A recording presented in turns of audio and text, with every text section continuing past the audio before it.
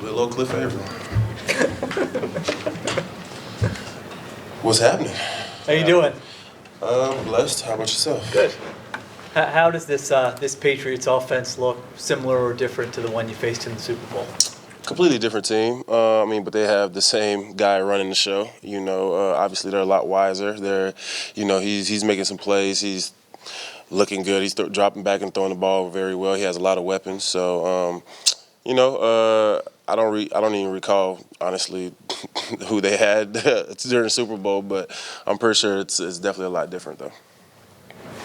Well, I mean, maybe it's obvious, but Tom Brady's been doing it for so long. What does he do well that allows him to? I think the biggest thing is, one, he's very consistent, but everything is timing with them. He's getting the ball out, as soon as the guy's breaking the routes off or whatnot. So they just have a great chemistry and great timing going for their offense. And then also they're running the ball well too. So that opens up a lot of things for him as well. As you're doing your film prep for this, how much as you're watching the tape of that Super Bowl, you can't believe you let that go away?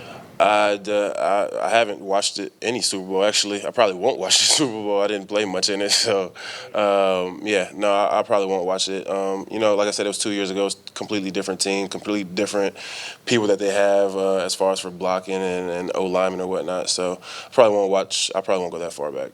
The numbers suggest that the Arizona game had an effect, or at least the longer drive since the Arizona game against your defense. Do you guys feel tired or worn down, or is there a reason for the 17 and 15 and 13 play drive? Do we feel tired? Physically, I feel fine. Personally, from a personal perspective, I feel fine. I don't know how that affects us. We're playing a little bit more ball, but at the same time, I think we're doing some good things as well. But I don't know as far as for play count and different things like that. I don't think that affects us much. Has it not having Michael for a couple of games? Have you felt like that's had an impact at all on the way? I think it's just different. Not having him out there, not hearing him talk crazy out there, not having to slow him down. No, it's definitely different. I mean, he impacts the game in so many different ways, from the run game and how disruptive he is to the passing game, getting after quarterback. So, that's just a little different. It's different for me, like I said, because heck, he hasn't missed a game since he's been here until this year. So it's just different not having him out there and the pep talk and all that different stuff. And again, obviously what he brings to the game physically. Having been outside of this organization, then come here, having experienced this on another team, what do you think it is about the way? The mustache is cool, man. No, it's terrible. Don't encourage him.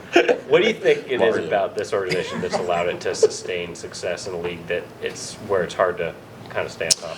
It's a great question, man. I think Coach Carroll does a great job, and I've said this before, he does a great job as far as for just allowing players to be themselves. And then, on game day, everybody can just go out there and just play ball. It's a very comfortable place to come to work every day. It's a fun day. You're having a blast. You're shooting hoops. You're listening to music. So you just feel rejuvenated every time you come here, and it allows guys to go out there and play for each other and have fun.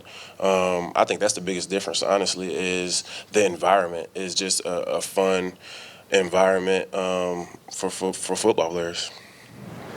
TV's going to obviously show that final play of the Super Bowl all week long. I haven't seen that play. For you guys, the following year to bounce back, what did it take to kind of get over that and just move on and focus on what you could control? Was that like 2 years ago? Yeah. I can't remember what we did 3 games ago, let alone 2 years ago. As far as for bouncing back, that's just the nature of this game, right? You play a heck of a game on Sunday, you have no choice by Tuesday to let it go. And it's the same concept with the Super Bowl. Like, after a couple of weeks of seeing all the crazy commercials and highlights of the game, you have to let it go and just bounce and come together as a team. And I think that's what it boils down to for us as well, is just coming together as a team, continue to keep getting better as a team, individually and as a team, and we'll like the results. But we don't pay too much attention to the past, honestly. You truly haven't seen the final play, or are you joshing? I was joking. You watch TV, you're gonna catch it. Like, oh, that's what happened. Yeah, no, you're gonna catch it. I'm joking about that. With the concussion, were you able to watch the game. Were you seeing it? Were you? Yeah, but it was delayed though. There's a TV in the locker room, and I was able to watch it. It was delayed, and the crowd kind of not going with what you're watching, so it was delayed. But yeah, I ended up seeing everything, and it was unfortunate, but bounced back, and yeah, hey, we're here 2 years later. Do you have, personal just frustration you couldn't be out there, like you could have made a difference in the way things went? I mean, of course, I wish I could have played out there, but my health is way more important. So I think the docs did a good job in what they felt like. I couldn't go back out there, but of course, I would have loved to have been out there and try to help the team. Just unfortunate. Can you detail how that happened? Because some people thought Julian Edelman didn't go through the same protocol you did. Well, I think I actually went down to the ground. I think he bounced right back up. Right. So I think that's probably the difference in the two. I got hit. I think I got chipped or something from behind. Went down. I'm not sure how long I was down for, but trainers and everybody had to come out. I think he popped right back up. He might have stumbled a little bit, but he popped right back up and kept playing. So I think that's probably the difference in the two plays. And then, can you remember the process on the sideline? Because your case is... No, I was concussed. I understand. Right, I don't know if you remember anything about it. No, I do remember the process, but what are you asking about the process? Because your case is signaled out as done the right way, the way the NFL Go Seahawks. Concussion protocol is supposed to work. Mm-hmm. Do you remember the sideline monitor coming over, the league monitor coming over and declaring? I don't think they bring the monitor to you. I think they go look at it and then they come tell you what happened. Or, well, they don't tell you what happened, but they ask you, do you remember, and all these different things. Ask you, days of the week, right. And some of the questions you probably couldn't answer even if you weren't concussed. From, you know what I mean? But yeah, they go through their whole protocol and they felt like I was out of it, so they made the right call. And you didn't protest that at all? Nope.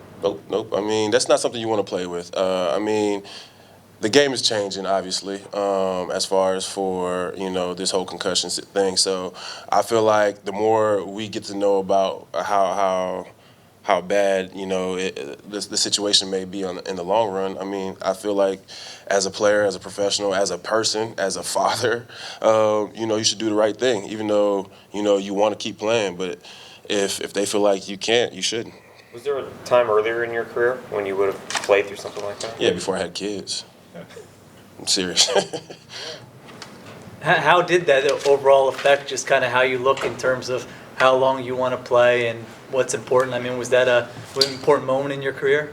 Yeah, it was. From the standpoint, again, as we start getting more and more research and us players are actually paying attention to what's going on and how it affects you long term and whatnot. I think you should consider it. A lot of people have had different outcomes due to concussions or whatnot. So you just don't want to be one of those guys. So you definitely view it differently. And then again, you start having kids, you have a family.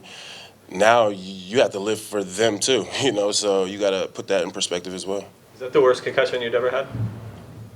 Yeah, I think I've only had like two of them. Two of them since I've been in the league. So, they're all bad, I guess, at the end of the day. Hey, go back to what you said about the Patriots, and you mentioned the timing of Tom Brady. Is that really the key in getting them disrupting them?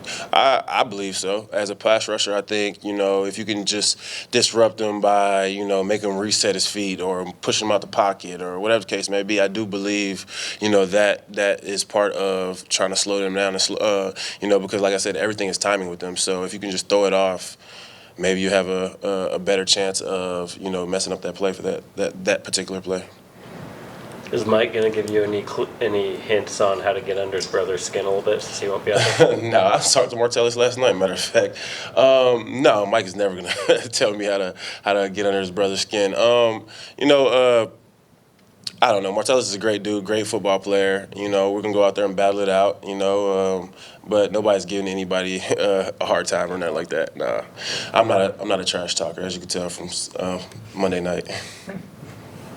Anything else? Thanks, bud. Did you happen to see Marshawn's ride in the cart?